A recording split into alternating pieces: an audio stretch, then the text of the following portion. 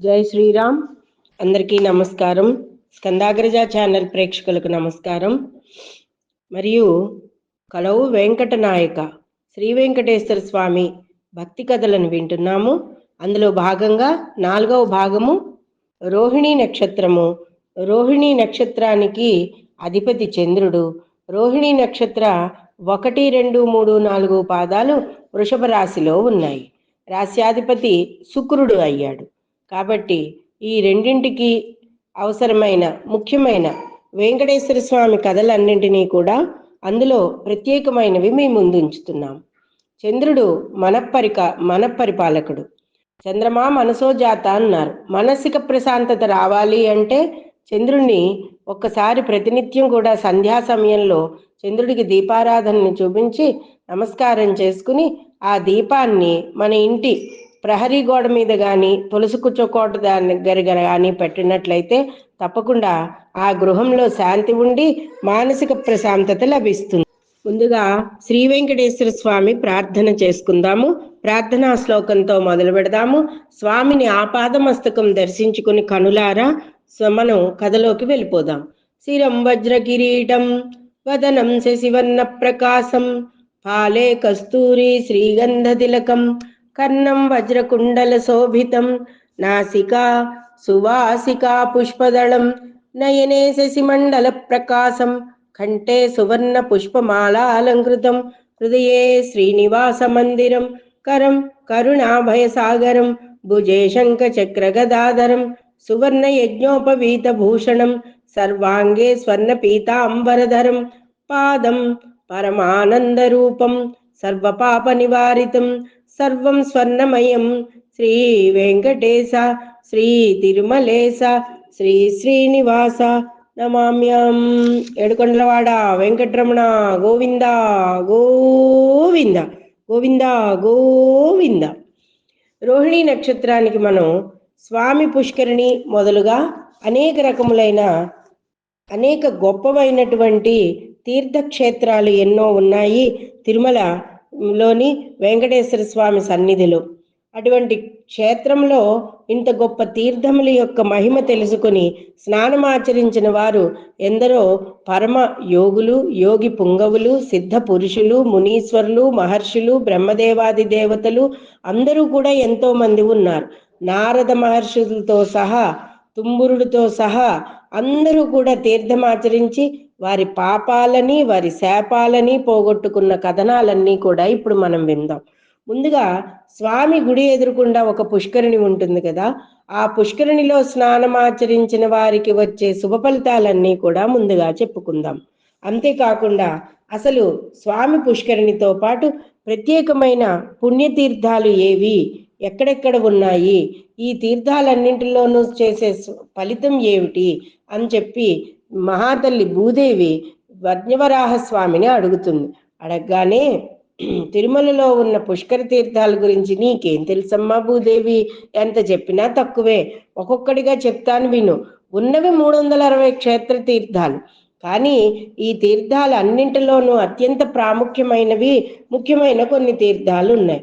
అందులో మొదటిగా మనం పాండవ తీర్థము, పాపనాశనము, ఆకాశగంగా, జాబాలి తీర్థము, కపిల తీర్థము, కుమారధార, చక్రతీర్థము, స్వామి పుష్కరిణి, తరువాత ఇంకా కొన్ని తీర్థాలలో గనక చూస్తే వాటితో పాటుగా కటాహ తీర్థము, ఇంకా కపిల తీర్థము, ఇవి ఇంకా ప్రత్యేకమైనవి.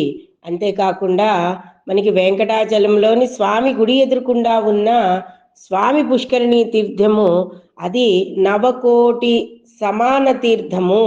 9,000,000 తీర్థాలలో నువ్వు ఎన్నిసార్లు మునిగినా కూడా, గంగలో ఎన్నిసార్లు మునిగినా కూడా రాని గొప్ప మహిమ మనకిక్కడ 9,000,000 తీర్థమైనటువంటి నవతీర్థంగా పిలువబడేటటువంటి స్వామి పుష్కరిణి తీర్థము. ఈ తీర్థంలో స్నానం చేసిన ఎడల మరింత విశేషమైన సుఫలితాలు కలుగుతాయి భూదేవి అని చెప్పి యజ్ఞవరాహ స్వామి చెప్పారు. దానికే మరొక్క పేరు కూడా ఉంది. వెంకటేశ్వర స్వామిని ఎవరైతే సేవించదలుచుకున్నారో వారందరూ కూడా ఈ పుష్కరిణి స్నానం చేసి స్వామిని దర్శనం చేసుకోవడమే కాదు, స్వామి యొక్క ప్రత్యక్ష దర్శనం కలిగిన కథనాలు కూడా ఎన్నో ఉన్నాయి అని చెప్పి యజ్ఞవరాహస్వామి చెప్పడం జరుగుతుంది భూదేవితోటి.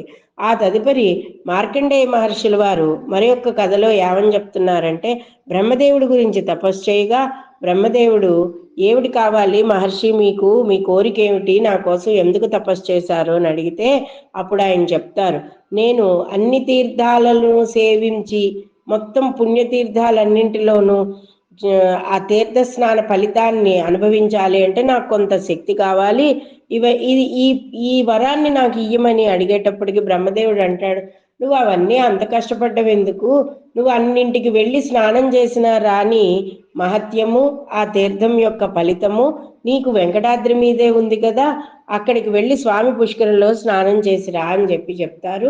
అలాగే నువ్వు అడిగింది కూడా నీకు ఆ శక్తిని అనుగ్రహిస్తాను, కానీ నువ్వు ఎన్ని క్షేత్రాలలో తిరిగినా రాని శక్తి, రాని శుభ ఫలితం, విపరీతమైన నువ్వు ఏదైనా తప్పులు చేసున్నా పాపాలను చేసున్నా మానసిక వేదనలున్నా అన్నీ తొలగిపోయేంటి శుభం అన్నీ కూడా నీకు కేవలము ఒక్క స్వామి పుష్కరిణి స్నానం వలననే వస్తుంది.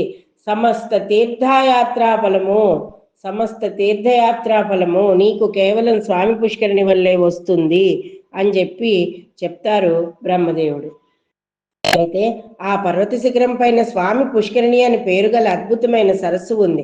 అది అన్ని పాపాలను పోగొట్టడమే కాక పుణ్యాలను కూడా పెంచుతూ సర్వ కోరికలను తీరుస్తుంది కూడా. ధనుర్మాసే సితే పక్షే ద్వాదశ్యాం అరుణోదయే ఆయాంతి సర్వతీర్థాన్ని స్వామి పుష్కరిణీ జలే. ప్రతి సంవత్సరం ధనుర్మాసంలో అనగా మార్గశిర శుక్లపక్షంలో ద్వాదశి తిథి నాడు ఉషోదయాన ముల్లోకాల్లోని తీర్థాలన్నీ ఈ స్వామి పుష్కరిణిని ఆవహిస్తాయి. ఎందుకంటే ఆ తీర్థాలు అన్నీ ఎందరో పాపాత్ములు తమలో మునిగినందువల్ల అపవిత్రాలై ఉంటాయి. తమకు సంక్రమించిన పాపాలను ఆ రోజు స్వామి పుష్కరిణిలో మునిగి పోగొట్టుకుంటాయి. అందువల్ల ఓ మార్కండేయ మహర్షి, నీవు కూడా శుభప్రదమైన విశేష దినాన వెంకటాచల క్షేత్రం మీద ఉన్న స్వామి పుష్కరిణి తీర్థంలో నువ్వు స్నానం చేసినట్లయితే సమస్త తీర్థాలను సేవించిన ఫలితం నీకు లభిస్తుంది అని చెప్తారు బ్రహ్మదేవుడు. అయితే ఇక ఆ పుష్కరిణిలో ఉండే విశిష్టత ఏమిటి, ఆ పుష్కరిణిలో ఉన్న ఈ నవతీర్థాల యొక్క విశిష్టత ఏమిటి, అది కూడా ఇప్పుడు తెలుసుకుందాము. అయితే ఈ ప్రశ్న భూదేవి యజ్ఞవరాహ స్వామిని అడుగుతుంది. నవతీర్థ సమూహం ఏమిటి స్వామి, అసలు ఆ ప్రత్యేకతలు ఏమిటి అని అడగగానే వెంటనే వెంకటేశ్వర స్వామి యొక్క విశేషాలన్నీ చెప్తూ, నవకోటి సహిత తీర్థ పుష్కరిణిలలో ఎన్ని స్నానాలు ఆచరించినా రానిది ఈ నవతీర్థమైనటువంటి స్వామి పుష్కరిణిలో చేస్తే వచ్చే ఫలితం ఏమిటి అన్నది ఒక్కసారి యజ్ఞవరాహ స్వామి మనకి భూదేవికి చెప్పినట్లుగా ఇక్కడ కథనం ఉంది. స్వామి పుష్కరిణి విశేషాలలో ముందు 9 తీర్థాలు ఉన్నాయని తెలుసుకున్నాం కదా. ఈ తీర్థాలు ఎవరి వల్ల ఇక్కడ వచ్చాయి, మధ్య తీర్థంలో ఎవరున్నారు, ఎందుకింత ప్రత్యేకత అన్నది ఇప్పుడు తెలుసుకుందామండి. ఈ స్వామి పుష్కరిణిలో ఉత్తరాన కుబేర తీర్థం ఉంది. ఉత్తరే ధనదం తీర్థం ధనదేన వినిర్మితం ఎత్ర స్నాత్నా అఘ నిర్ముక్తో ధన సంపద మాప్నియాత్. స్వామి పుష్కరిణిలో ఉత్తరాన ధనద తీర్థం నెలకొని ఉంది. ఈ తీర్థాన్ని కుబేరుడు నిర్మించాడుట. అందువల్లే ఇది కుబేర తీర్థం అని కూడా పిలువబడుతున్నది. దీనిలో స్నానమాచరిస్తే చాలు సర్వపాపాలు నశించడమే కాక ధనధాన్యాది సంపదలన్నీ కూడా సంప్రాప్తిస్తాయి అని చెప్పబడుతోంది. ఇక రెండవది గాలవ తీర్థం. ఐసానాం గాలవం తీర్థం గాలవేన వినిర్మితం తత్ర స్నాత్వాచ పీత్వాచ భుక్తి ముక్తించ విందతి. స్వామి పుష్కరిణిలో ఈశాన్య భాగంలో గాలవ తీర్థం ఉంది. ఇది గాలవ మహర్షిచే నిర్మితమైనది. ఈ భాగంలోని తీర్థాన్ని త్రాగినా, ఇందులో స్నానం చేసినా ఇహపర సుఖాలు కలుగుతాయి. భూదేవి వింటున్నావా తీర్థ మహత్యాలు అని యజ్ఞవరాహస్వామి మరియు ముందుకు వెళ్తున్నారు తీర్థ విషయాలన్నీ చెప్తూ. మార్కండేయ తీర్థం. మార్కండేయం పూర్వభాగే మార్కండేయ వినిర్మితం తత్ర స్నాంతి స్నరాయేతు తేషా మాయు ప్రవర్ధతే. స్వామి పుష్కరిణిలో తూర్పు భాగంలో మార్కండేయ మహర్షి చేత నిర్మితమైన మార్కండేయ తీర్థం ఉంది. ఇక్కడ స్నానం చేసిన మానవులకు దీర్ఘాయుష్యు కలుగుతుంది. ఆయనకి బ్రహ్మదేవుడు చెప్పారు కదా, నువ్వు వెళ్ళి వెంకటాచల క్షేత్రంలో ఒక్క స్వామి పుష్కరిణి చాలు నీకని. వెళ్ళి అక్కడ స్నానం చేసి స్వామి తపస్సు చేసి ఆయన ద్వారా వరాలు పొంది వెంటనే అక్కడ తీర్థభాగంలో ఆయన కూడా ఒకటయ్యారు. ఇక అగ్నితీర్థం, అగ్నినా నిర్మితం తీర్థం ఆగ్నేయం పాపమోచనం దక్షిణే యమతీర్థంతో నరకోత్తార కారణం. వెంకటాచలం మీద స్వామి పుష్కరంలో ఆగ్నేయ మూల అగ్నిదేవుడిచే నిర్మించబడిన ఆగ్నేయ తీర్థం ఉంది. ఇందులో స్నానం చేసినట్లయితే అగ్ని పునీతులు అవుతారు. అంటే సర్వపాపాల పూర్వజన్మ పాపాలను కూడా పోగొట్టుకుని చక్కగా అగ్ని పునీతులై బయటికి వస్తారు. ఇక రెండవది యమతీర్థం. అలాగే దక్షిణ భాగంలో ఆగ్నేయంలో అగ్నితీర్థం ఉంటే నైరుతిలో యమతీర్థం ఉన్నది. యముడి వల్ల యమధర్మరాజు కూడా స్వామిని సేవించి పూజించి యమతీర్థంలో స్నానం చేసిన వారికి నరక బాధ ఉండదు అని చెప్పి ఆ పుష్కరిణిలో తాను కూడా ఒక భాగం అయ్యాడు. ఇక వశిష్ఠ తీర్థం, వశిష్ఠ నిర్మితం తీర్థం రాక్షసం తృణమోచనం. వశిష్ఠ మహర్షితే నైరుతి దిశలో నిర్మింపబడిన వశిష్ఠ తీర్థం కూడా ఈ స్వామి పుష్కరిణిలో భాగంగానే ఆవిర్భవించింది. ఈ తీర్థ స్నానం వలన తీవ్రమైన అప్పుల బాధలు తొలుగుతాయి. వరుణ తీర్థం లేదా వాయు తీర్థం, వరుణే వాయు తీర్థంచ సద్య కైవల్యదాయకం. అలాగే ఈ స్వామి పుష్కరిణిలో పడమట వరుణ తీర్థము మరియు వాయుమూలన వాయుతీర్థం కూడా ఉన్నాయి. ఈ తీర్థాలు అనేక ముక్తిని, జ్ఞానాన్ని, భక్తిని, వైరాగ్యాన్ని కూడా కలుగజేస్తాయి. వరుణ తీర్థం వాయుతీర్థం కూడా పశ్చిమ వాయువులు. ఇక్కడికి ఎన్ని అయ్యాయండి? 8 తీర్థాలు అయ్యాయి. మధ్య సరస్వతీ తీర్థం మహాపాతక నాశనం యా ఏషు నవతీర్థేషు స్నానమేక దినే నరహ. ఇక స్వామి పుష్కరిణి మధ్య భాగంలో మహాపాతకాలను నాశనం చేసేటటువంటిది, జ్ఞానాన్ని బోధించేటటువంటిది, అజ్ఞాన పరంపరల నుండి తొలగించేటటువంటిది అమ్మవారైనటువంటి సరస్వతీదేవి యొక్క తీర్థం నెలకొని ఉంది. స్వామి పుష్కరిణి అని ప్రసిద్ధి చెందిన పవిత్రమైన కోనేటిలో 9 తీర్థాలు నెలకొన్నాయి. ఈ సరస్వతీదేవి ఎంతో మహిమాన్వితమైనది. ఈ తీర్థంలో ఈ నవతీర్థ సమేతంలో గనక స్నానం చేసిన వారికి ఇందులో చూడండి 9 రకాలు నవవిధ భక్తి మార్గాలలో మనం పాటించినా కూడా రాని చక్కటి కుబేరుడు సంపదలు, వరుణుడు వాయువు కూడా మంచి సకల పాపాలను నశించేటి ఇష్టప్రాప్తుల్ని ఇచ్చేటటువంటివి, ముక్తిని కలిగించేటటువంటివి, నైరుతిలో నరక బాధలు తొలగించేటటువంటివి, రుణ బాధలు తొలగించేటటువంటివి, వశిష్ఠ మహర్షుల వలన బుద్ధి జ్ఞాన వైరాగ్యాలను సంప్రాప్తించేటటువంటిది. ఇంకా ఇన్ని సముదాయాలు కలిగిన ఆ స్వామి పుష్కరిణి మించిన తీర్థం ఇంకోటి ఉన్నదా? లేదు భూదేవి అని చెప్పి యజ్ఞవరాహ స్వామి భూదేవికి చెప్పడం ఇక్కడ చాలా విశేషంగా చెప్పబడుతోంది. మరి అయితే స్వామి అసలు సరస్వతీదేవి ఎందుకు వచ్చి సరస్వతీదేవి ఈ నవతీర్థంలో కొలువయ్యింది అని అడగగా, అప్పుడు ఒకసారి సరస్వతీదేవికి గంగను మించినట్టుగా తాను కూడా గొప్ప నదిగా నేను కూడా ముందుండాలనే ఆ మాటతోటి తాను తపస్సు చేస్తూ కూర్చుంది బ్రహ్మదేవుడికై. ఆ తపస్సులో భాగంగా తాను అంతర్లీనంగా ఉన్న జ్ఞానాన్నంతటినీ కూడా తను చూడండి, సరస్వతీ నదికి మనం స్నానం చేయాలి అంటే ఎక్కడో కొంత భాగమే ఉంటుంది. ఎట్నుంచి ఎటు ప్రవహించి చిన్న కన్నంలోంచి వెళ్ళిపోయి అంతర్లీనం అయిపోతుంది. జ్ఞానం కూడా అంతే, బయటికి కనబడదండి. బయటికి కనబడేది మన జ్ఞానం ఏమిటంటే మన మాట వల్ల కనబడుతూ ఉంటుందన్నమాట. అందుకని నేను కూడా అంత గొప్పదాన్ని అవ్వాలి, గంగాదేవి అంత గొప్పదాన్ని అవ్వాలి అని చెప్పి తాను కూడా సరస్వతీదేవి తపమాచరించే సమయంలో అక్కడకి పులస్త్య మహర్షుల వారు వస్తారు. వచ్చేటప్పటికి పులస్త్య మహర్షుల వారిని చూసి తాను ఏమాత్రం తన తపస్సుకు భంగం కలగకుండా ముందుకు వెళ్ళిపోతోంది. కానీ పులస్త్య మహర్షి వారిని చూసి తాను పలకరించలేదు. కొంచెం సేపు చూసి నీకు ఇంత జ్ఞానం ఉందనే కదా నీకు ఆ పొగరమొత్తనము, అందుచేత నువ్వు నన్ను చూసి కూడా పలకరించలేదు కాబట్టి నువ్వు ఎక్కడా కూడా దేనికోసం తపస్సు చేస్తున్నావో అక్కడ నువ్వు నదిలాగా ఎప్పటికీ ప్రవహించలేవు అని చెప్పి ఆ తపస్సు చేస్తున్న సరస్వతీదేవిని శాపం ఇస్తాడు పులస్త్య మహర్షి. వెంటనే కళ్ళు తెరిచి, తాపసివి నువ్వు, నీకింత అహంకారం తగుతుందా? నేను తపస్సులో ఉండి నిన్ను గమనించలేకపోయాను, నీ వంశమంతా కూడా రాక్షసులు జన్మింతురుగాక అని చెప్పి శాపమిస్తుంది.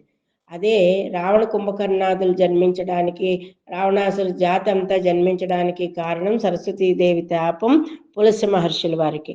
వెంటనే పులస్త్య మహర్షి పరిపరి విధాల అనేక విధాలుగా సరస్వతీదేవిని నాకు శాప విమోచనం చెయ్యి, ఎంత మాట అనేసావు, వంశమంతా కూడా నాకు ఈ రాక్షసులు జన్మించడం ఏమిటని ప్రాధేయపడ్డాడు.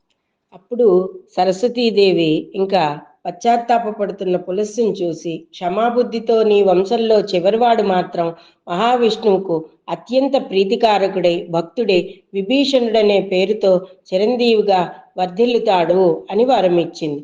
తాను తొందరపాటుతో పడిన అవివేకాన్ని మరల చింతిస్తూ నిండుదయతో క్షమించిన సరస్వతీదేవికి పునఃపున నమస్కారాలు సమర్పించి ఇంకా అక్కడి నుంచి బయలుదేరి వెళ్ళిపోతారు పులస్త్య మహర్షుల వారు. ఆపై సరస్వతీదేవి మహావిష్ణువును గూర్చి తీవ్రంగా తపస్సు చేసింది. ఆ పట్టుదలకు భక్తికి మెచ్చిన విష్ణుదేవుడు ప్రత్యక్షమై నీకు కావలసిన వరం ప్రసాదిస్తాను అని చెప్తాడు. వెంటనే సరస్వతీ నది పులస్త్య బ్రహ్మ ఇచ్చిన శాపం వల్ల తన బాధనంతటినీ కూడా విష్ణుమూర్తికి చెప్పుకుని నాకు నదీ శ్రేష్టత్వాన్ని ప్రసాదించవలసిందిగా ప్రార్థించింది. అప్పుడు పులస్త్య బ్రహ్మ ఇచ్చిన శాపం వల్ల నదీ రూపంలో నువ్వు శ్రేష్టత్వాన్ని పొందలేకపోయినా పుష్కరిణి రూపంలో నీవు పరమోన్నతమైన స్థానాన్ని పొందడమే కాక అత్యంత పవిత్రమైన తీర్థరాజంగా నువ్వు విరాజిల్లుతావు అని మాత్రం వరమిస్తానని చెప్తారు. వెంటనే అక్కడి నుంచి శేషాచల దివ్యక్షేత్రానికి వెళ్ళు, పుణ్యస్థలమైనటువంటి స్వామి పుష్కరిణి అని పేరుతో పరమ పవిత్రమైన తీర్థంగా వెలసి ఉంటుంది. అక్కడ నీకు దక్షిణ తీరంలో మిగిలిన దేవతలందరూ కూడా కొంతమంది స్వామి పుష్కరిణి నందు నేను కొలువయ్యి ఉంటాను. ముల్లోకాల్లో వెలిసి ఉన్న 3.5 కోట్ల తీర్థాలన్నీ ఆయా సందర్భాలలో ఆయా భక్తుల వల్ల తమకు సంక్రమించిన పాపాలన్నింటినీ పోగొట్టుకున్నట్టుకై నా వద్దకు వచ్చి నన్ను ప్రార్థిస్తాయి. ఆ సమయంలో వాటి పాప విముక్తికే ప్రతి సంవత్సరం మార్గశిర మాసంలో శుక్లపక్షంలోని ద్వాదశి నాటి అరుణోదయ వేళలో స్వామి పుష్కరిణి అని పిలువబడే నీలో స్నానం చేయవలసిందిగా ఆ తీర్థాలన్నింటినీ ఆదేశిస్తాను. ఆ శుభ సమయంలో ఆ తీర్థాలు అన్నీ నిన్ను చేరి కీర్తిస్తూ నిన్ను అభిషేకిస్తూ నీలో స్నానమాడి పునీతులవుతాయి అంటూ శ్రీ మహావిష్ణువు సరస్వతీదేవికి వరాన్ని ఇచ్చాడు. ఆవిడేమో నదిలా ప్రవహించేలా వరమని అడిగితే ఆయన కోసం తపస్సు చేసిన సరస్వతీదేవికి మరింత విశేషమైన వరాలన్నీ కూడా ఇచ్చారు. అంటే ఇప్పుడు మనం ఎప్పుడు చేయాలి స్వామి పుష్కరిణి స్నానము? మార్గశిర శుద్ధ ద్వాదశి నాడు, అంటే రాబోయే రేపు మాసంలో మనం చెయ్యాలి. ఇప్పుడు మనం కార్తీక మాసంలో ఉన్నాం కదా, కాబట్టి వాళ్ళ ద్వాదశి మార్గశిర శుద్ధ ద్వాదశి ఇంకా 15 రోజులే ఉంది. అంటే అటు కుబేరుడు, అగ్ని, యముడు, మార్కండేయుడు, గాలవుడు, వశిష్ఠుడు, తరువాత వరుణుడు, వాయుడు అందరూ కూడా 9 దిక్కులా 4 వైపులా ఉంటే మధ్యలో 8 దిక్కులా ఉంటే మధ్యలో మాత్రము మహాసరస్వతిని పెట్టి మనం స్నానం చేసిన వెంటనే మన పాపాలు పోవాలి అంటే మన అజ్ఞానంతో ఉన్నవన్నీ మన దేహంలో బుద్ధిలో ఉన్నవన్నీ నశించాలి అని అర్థము. అవి నశించిపోయేటట్టుగా చేస్తారనమాట. మనకి ఇక్కడ శ్రీ మహావిష్ణువు రూపంలో ఉన్న వెంకటేశ్వరుడు అని చెప్తారు. అద్భుత వృత్తాంతాలతో విరాజిల్లుతూ ఉన్న ఈ స్వామి పుష్కరిణి మధ్య భాగంలో సుమారు 9 పవిత్ర తీర్థాలు ఉన్నాయి. అయితే వీటిని అన్నింటిల్లో కూడా స్నానం చేసి మధ్యలో నీ దగ్గరకు కూడా వచ్చి స్నానం చేసినందువలనే ఈ మిగిలిన తీర్థాలన్నింటికీ కూడా మన విశ్వంలో ఉన్న తీర్థాలన్నింటికీ కూడా మనకి స్నానం చేసిన మంచి ఫలితం కలుగుతుంది అనేట్టుగా వరమిచ్చారండి శ్రీ మహావిష్ణువు సరస్వతీదేవికి. కాబట్టి స్వామి పుష్కరిణిలో స్నానం చేసి అందరూ ధన్యులు కండి. రేపటి భాగంలో మరిన్ని విశేషాలతో మృగశిర నక్షత్రం గురించి తెలుసుకుందాం. మృగశిర నక్షత్రంలో ఏం తీర్థాలు వచ్చాయి, ఏ తీర్థాల గురించి మనం తెలుసుకోబోతున్నాం అన్నది తెలుసుకుందాం. ఈ స్కందాగ్రజ ఛానల్ ఎవరైనా సబ్స్క్రైబ్ చేసుకోకపోతే సబ్స్క్రైబ్ చేసుకోండి, షేర్ చేయండి. ఈ కథలు అందరూ వినండి. వెంకటేశ్వర స్వామి యొక్క అనుగ్రహానికి పాత్రులు కండి. స్వస్తి.